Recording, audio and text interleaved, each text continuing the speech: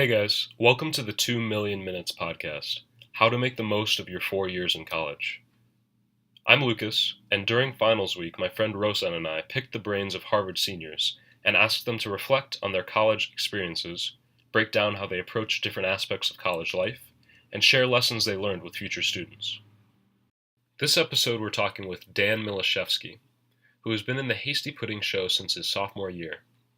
He wrote and directed the show his junior year and was cast VP his senior year. Dan talks about his involvement in the show, as well as performing arts on campus. In English Concentrator, Dan wrote a play as a creative thesis this past year. He also worked in the admissions office and talks a little bit about the admissions process and Harvard applications. We hope you enjoy the show. Here is Dan Milaschewski. Thank you for coming, Dan. Oh, my pleasure. Dan, how do we pronounce your last name? Oh, Milaschewski. So Milaschewski. it looks really intimidating, but like the W is like a V. Okay. So yeah, So Milaschewski. we have Dan Milaschewski on the show. Yeah. Dan, you wrote and were cast in 2 Hasty Pudding shows. 3. I'm sorry. Yeah. So I was 3, okay. in 3, wrote 1, and then was like kind of in charge of the last one. All right, I see. And you're graduating this year. Graduating, yeah. Much to my chagrin. So can you tell us a little bit about both those experiences and how they feel? Sure, yeah. The pudding definitely was like a huge part of my Harvard experience. It's kind of like something that I joined like my sophomore year, not knowing what it'll be. And I kind of like auditioned for the show because one of my friends like told me to, and I was like, God, this isn't me. Like this whole drag thing is like super weird. Like I don't want to do this thing. And what show was that? So it's HPT 167. That's Oops, We Did It Again. So that was the one that was set in Spain. And I played an old Spanish king named Juan Foot in the Grave. But I auditioned for that. I got a part, but before that, I was like, if I get a part, like I'll just like choose if I want to be in it or not. I didn't necessarily realize that like when you get a part, like you have to take it. Like I came downstairs, like where the cast list was, and like people were like popping bottles of champagne and like hugging me, and I was wow. oh fuck, like I'm in this, man. Like I'm in deep. So I fell in love with it. Like the pudding is insane. It's like a weird like theater fraternity social club because it's an all-male cast, but like the rest of it's co-ed, and we go on tour to New York and Bermuda. We have like our Man and Woman of the Year events, so that's always really fun, and it's a crazy time. And so I fell in love with it. My junior year, I comped to like write the show, and that's like a long like process that happens over the summer. So that took like 3 months of my life doing that. And then I eventually got that, and then I took up more time writing the rest of the show, and so that was crazy time. And I was also at the same time the historian for the pudding man, so I was like kind of like really jumped into the whole pudding thing. Like I made it my entire life. And then my senior year, I ran for cast VP, which is like the head of cast and kind of like the vice president of the pudding, and I got that, and I kind of still made the pudding my life, but I was more like a social leader this year than I was like a formal like person that was doing a lot of work, like writing the show and stuff. Wow. So the pudding has been crazy, and this kind of made my sophomore through senior years like fly by. But I guess I know now, like when I graduate, this kind of ties into the second part, that like I have like a place to come back to, and I know that like I have people to be in contact with, and I kind of feel like I'll still be kind of living vicariously through those people that are still here. But graduating is it's awful, man. I hate it. I don't want to graduate. I feel like it's like I'm not ready to be an adult in any sort of way, and I don't know how to cook. Like we take a lot of things for granted here. Like I don't know how to like cook chicken. Like I'm gonna get like salmonella. Like I don't fucking know. I don't know like, what rent is. I don't know what a mortgage is. Like I think I might know it has something to do with money, but I don't know. So yeah, I don't want to graduate, and that's kind of surreal. And I have 2 more weeks, and then I'm a little ghost of this place. Wow, so, that's crazy. So you kind of stumbled into the Hasty Pudding, and then stuck to it. Yeah, I definitely stumbled into it, and then like at first I was like, whoa. Oh, that's Ethan. He's in the pudding. But yeah, I kind of stumbled into it, and I had no idea what I was getting into, and then I kind of fell in love with it, and then eventually just kind of tried to make it my shtick. That's awesome. Sweet. Could you tell us a little bit more about how theater people are like. What theater people are like? Yeah. Um, Or any common traits. Yeah, I think that like theater generally, like within like the HRDC and like the pudding, is like a lot of like very over the top people, which can be fun. But it also leads to some drama sometimes, as we a lot of theater people like to be very extra. But I think like I've made a lot of friends in the theater community that have been like really fun, and like there's never a dull moment with theater people. For sure. Yeah. You said you were the historian? Yeah, so the historian of the pudding, so which means like I had to read a bunch of books about the pudding, and then like every week send some sort of email or do some sort of event that like reminds people in the pudding of like what our history is. And it's just kind of like also it's like a weird thing too because you're cataloging the year too as a historian, and then you have to run like the social media platforms. Like I ran the Instagram, the Twitter. I didn't run the Facebook because that's like kind of like a higher rep position. But okay. Wow. Do you think that you said you don't feel ready to graduate? No. Do you think that you've built any skills being involved in Yeah. this club? Yeah. To prepare you? Yeah, I definitely have some marketable skills, but not many. I at least like I vaguely know about like if I wasn't involved in the pudding, like I wouldn't know anything about like the entertainment business, which I'm trying to get into. Okay. So I'm like when I graduate here, I'm probably moving out to LA in like September, and then trying to get a job in like some sort of TV production or like writing stuff. But I'm probably just gonna work in like a mailroom at first and try to like work my way up through the things, like the classic Hollywood story. Sure. Yeah. So I wouldn't have any idea of like any of that stuff if I hadn't joined the pudding or like hadn't gone to like a few OCS events about it. So at least like I feel like I have a leg up on like the vast majority of the population trying to move to LA that are like especially even like in Harvard, like I never even realized like moving out to LA and working in like entertainment was like a thing unless I came here because there's just such like a big community here of people that go and do that. But I definitely feel like I can write better because of the pudding stuff. Like I can write comedy. Hopefully, and then also like I feel like at least through my experiences through like my script comp stuffs, I have like some experience like vetting scripts and knowing which scripts are like good and which ones suck and which ones are diamonds in the rough. So, like, talking about writing, because that's one thing that I'm constantly struggling with. Yeah. Could you tell us a little bit more about your senior thesis and how you generally approach writing, or like how to senior thesis? Sure, yeah. I mean, I have a little bit of a different experience because I kind of chose my English concentration because I, one, knew it was slightly easy, and then also, two, chose it because I knew I had the option later of doing a creative thesis, which I thought would be something that would be cool to do. So I eventually wrote a play, and I got that approved, and it's a play about this, like, mother who's convinced that she's the prophetess of this new religion based on God's brother Rod, and that she's also convinced that her son is essentially like the second coming of Jesus, who's going to like save the world.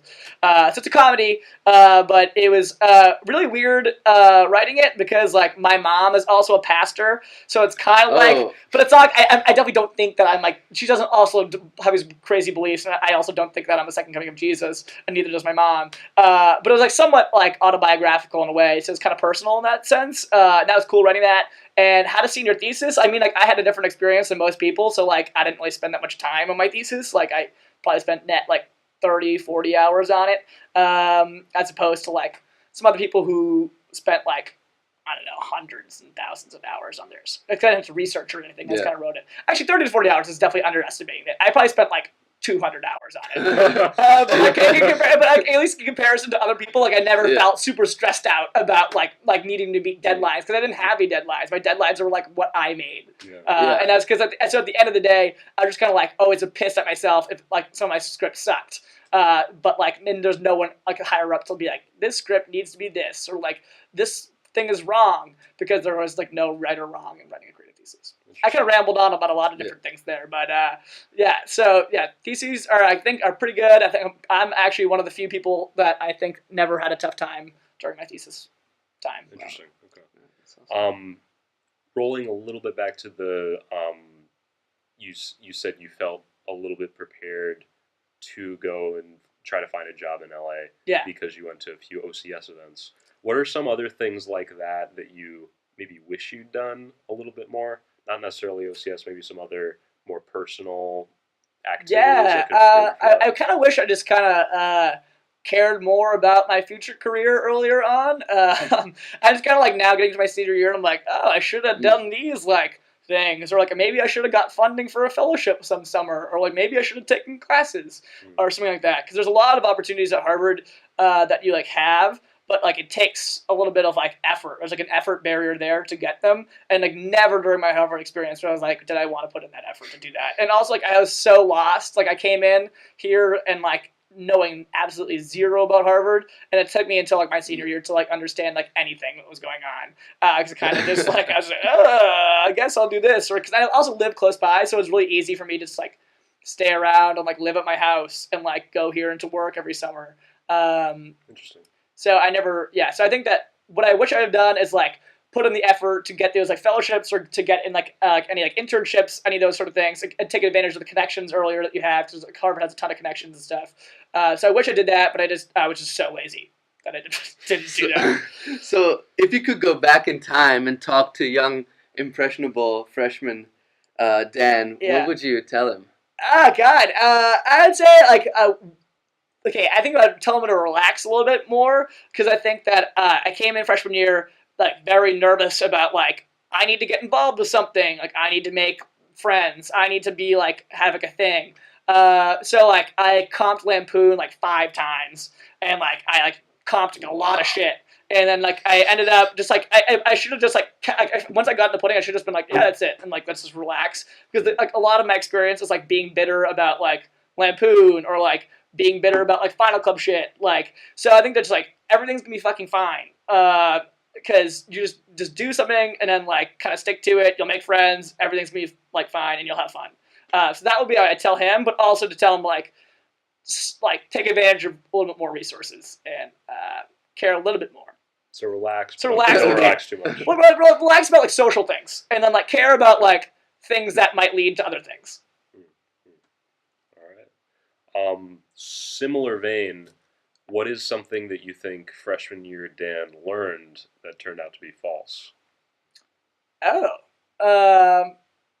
I think that's it's similar like that. Like what I learned freshman year was like the cool kids or like what the people who get somewhere are involved with like a lot of different shit, and like that you need to like be in this organization to like get this, or like you need to do this to do that, which I think is false. Like I think once I got, especially with me with the Lampoon, like I had that like set in my mind. It's like if I want to work in comedy or like entertainment, I need to be in the Lampoon. So I tried really hard to get into that, and then like when I stopped doing that, I kind of realized I was like, oh, like I could give less of a shit about the Lampoon, and like they're in the same kind of boat as everybody else is, and trying to get the same things that I'm doing. So I think that, to not care about some organizations to be like the be all end all, because it doesn't necessarily matter that much. What do you think initially created that stress? Oh, I think what created that stress is just like you at Harvard, you. There's always different like, so when you're walking along like Mount Auburn Street, you see all these like Final Clubs, you see like Lampoon, you see like that sort of like thing of like, oh, this is a space that like I can't go to that I want to be in, and also that like when you think of like Harvard and like famous alumni, they're like, oh, they're all in this organization, so you kind of make the connections that like if you want to be this person, you need to be in this thing that like you can't see right now, so you should try really hard to get into that, even though you don't necessarily know what it is. So I think that's what creates that stress. How did that make you think differently about other long-running organizations on campus? So yeah, what made me realize being in the pudding is that like they're not like organizations like that are like not that cool. Like they're fun and there's like, but they're not like I think that because of like exclusive organizations as a thing, like you think that like, oh, because I can't be in, there must be something that they're hiding that like I can't see. At least with the pudding, like what we're doing is what you see. Like you see us putting on a drag show. It's like we have a clubhouse, but it's like we're just hanging out and doing normal stuff. It's not like so what I realized by getting super involved with the pudding, that I kind of realized that other organizations like aren't that cool. Cool. That doesn't say like I love the pudding. Like, I love the pudding. You're wearing this. I'm wearing this little sweater, but so you're also you have a secondary in government, right? Yeah. and you said that was like your thing during high school. Is that still your thing, or is that more of a side hobby? So like in high school, like I worked for a bunch of campaigns and like I canvassed all the time and stuff. But then when I came here, I stopped doing that because it's just like it was a lot of time, and like also I felt like when I came, like I thought like I was liberal in high school, and like I came here and I was like, whoa, like people are like real liberal, and so I kind of like. I stopped getting involved with government, and then like my junior year, I took a bunch of government classes and like a bunch of foreign policy classes, and I thought that was really interesting. So I got similarly involved in that. But I'm always like keeping track of the news, and like that's really interesting, like me and like modern politics. But getting involved at least like on campus with political stuff wasn't really my thing. And then I also just kind of thought of like in my future, like would I want to get involved in politics? And I was like, no, it'll probably just make me like super mad all the time, and like I don't think that I'd actually have any sort of like joy that was coming out of my future career in government. I just get fucking pissed all the time. When you were taking government classes and English classes, what were some strategies you used while also writing the Hasty Pudding show and being involved in that to balance those two things? Yeah, at least for gov classes, it's pretty easy to get to be involved because you don't necessarily need to do like the reading to like be able to be like a knowledgeable person about like your opinions, because it's basically just a lot of opinions. Whereas like English class, like if you like speak up about like a book that you've never read, you're just gonna seem like a fucking idiot. And with government, I'd say like with those classes, I think I never did reading ever, but I was always come into class and I know vaguely what we're talking about. Say if we're talking about like, I don't know, Latin American politics, like there's a couple of classes I came in here taking like really like controversial stances, being like dictatorships are great, you know, and people would be like, oh, okay, he knows what he's talking about just because I took like a weird stance. Whereas like English, I think that you kind of got to fly under the radar, make a comment at the beginning of the class, do some like volunteer to read some passages, and then just like call it a day and just like kind of keep quiet, and then you're good. You're good to go. Sweet. Sounds like a plan. So Dan, you seem like a very like energetic, exciting person. Oh yeah. What excites you? What excites me? Here at Harvard. Here at Harvard, I think that there's like a lot of people at Harvard kind of take themselves really seriously, and I think that times that we don't take ourselves seriously is really fun and exciting to me. Even though like I only did Primal Scream 2 times, I think that's like something that's really cool about Harvard is like Primal Scream is something that's like the epitome of like what sometimes like I love about Harvard is like we can take ourselves so seriously sometimes, but then there's just like, this weird fucking event where everyone just takes their clothes off and like runs around. Like that's something that's really cool. I think like Harvard Yale is like really fun because it's like the one day per year the Harvard students get to act like we're like state school kids and like go nuts. And I think that's really cool. And like little traditions like that, I think at Harvard are what kind of make the experience, and I get really excited about that. But just like in general, like I get excited about hanging out with my friends and like having fun because I think it's like Harvard can be very like pressure and like a pressure heavy place, and so like when we don't take ourselves seriously, it's pretty cool. Sweet. So you also mentioned you worked for the admissions office. I'm not sure how much you're able to disclose. Yeah, but it's a lot. What happens behind these doors? Yeah, I also think it's similar to what I said about exclusive organizations. That like I think that a lot of people want to put a lot more like. There's a lot of people think that there's a lot of secrets happening in the admissions office. There's really not. Like, there's just a bunch of people who's like trying to read as many of these like things as they can. They read everything, these applications, but like they're also humans, you know. So there's like 36 of them reading 37,000 applications. So it's like each person reads like 1,000 applications, and so they're trying to make their best judgments just like on their own, and then like everyone else trying to make their best judgments like who would be best for Harvard. Based on not a lot of material. I mean, you have like everyone has pretty similar like SAT scores and grades and like transcripts, and a lot of people are involved with like the same extracurricular organizations, being like I'm involved with soccer and like I'm involved with like debate. And they don't necessarily weigh either of those more than the other. So it just comes down to like your essay and then like so they call it personal qualities. Is like it's like the last part there. So that's like your essay, your recommendations, and then like your interview. But the interview doesn't really matter that much. So a lot just comes down to your essay and your recommendations, which is like so subjective. It's like how do you gauge within there who would be good for Harvard and who wouldn't be? So I think that at least from the secret I have from the admissions office is that like the essay is like the thing they focus on the most and the recommendations, but like I don't think there's any sort of like secrets happening in there. Did you read any applicant essays when you were? No, so I'm not allowed to do any of that shit. So I just sit there in the basement and I answer emails and phone calls and I write blogs.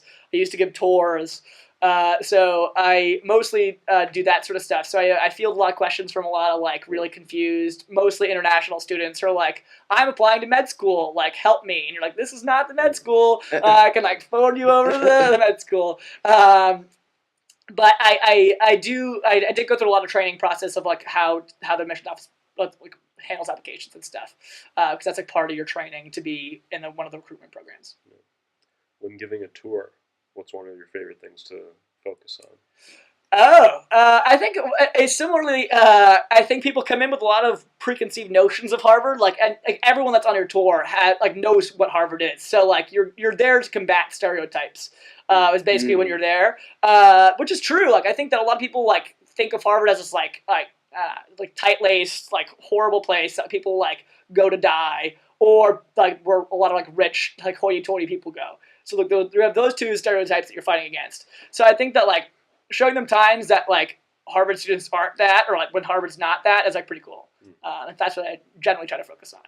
So what are like interesting things to show people when they come? Because I often have friends come here, and the only thing that I know is that's cool to see is Widener. Yeah. What are some interesting spots? What's your favorite spot on campus? Yeah, people. Oh, so so on a tour or like in general? On a tour and in general. Okay. Yeah, I think that when I'm on a tour, people love to see like Mem Hall and like Widener. Those are things that people like go to see, and like the statue. And they have fun stories along with them, and you can crack a couple jokes. And so people like that. People like being like, oh, like this kid could make a joke. Like he's not like a robot. It's like a general thing that people are looking for. But then like there's like I think the houses are like times where people like see things that they don't necessarily kind of equate with Harvard. Like this place is like a home. This is this person's like a home for the next 3 years. Like this is a place that like has some sort of like character and like each kind of thing. I don't know. It feels the houses at least feel somewhat like personable, like because people live there and like there's not a lot of tourists all around you when you're there, and it feels like a place where people live. So I think showing people the houses is really cool. And then also in general, from one of my favorite spots at Harvard. Oh God, I mean I really like Lamont. Still, even in my fourth year, there's something about lamb calf that like I've never gotten over. I still love lamb calf. But also sometimes I go in the Farnsworth room. That's my really? Junior and senior year spot. Is upstairs on the 3rd floor. Yeah, that little nook in there. And then sometimes I go to Widener's, like if I need to get shit done, like I will get myself to Widener and then like just bang out a paper in a few hours. And that's like my like time efficient place to go. Interesting. Yeah. Interesting. Sweet. Well, Dan, are there any parting words you would say to listeners? My parting words would be like care less in general. I think that like Harvard can be very stressful, but it's really fun when you kind of stop caring. And like the majority of times, I think at my Harvard career, I've learned that like you don't need to care that much. Like you're gonna be fine. You're probably gonna get like at the worst a B- in the class as long as you turn like words in. And like socially, you're gonna make friends. You're gonna be fine. Like I think there's a lot of weight on like extracurricular organizations that like shouldn't be there. So in general, you'll be fine. You're gonna graduate from Harvard with a degree. You're gonna get a good job as long as you like whatever. You're gonna basically be like good in whatever you want to be good in. So you're fine. You're here. You're good. So don't worry. That's my parting word. Thank you so much. Well, thank you guys. Yeah, it's a pleasure Thanks to be a lot, here. yeah. You know, thank you. So it's my dream to be here. And here I am. Awesome. And thank you everybody for listening. Yeah.